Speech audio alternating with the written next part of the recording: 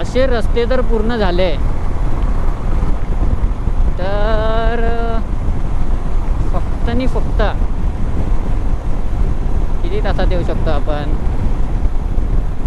तरी कंटिन्यू 70च्या स्पीडने चालवली आणि एक ब्रेक घेतला तर 500 किलोमीटर कापायला जाता पाता 5-6 तास. 6 तासात गावात ना मेरी जान. जनशताब्दीच्या पण आधी, जनशताब्दीला पण फेल करू आपण.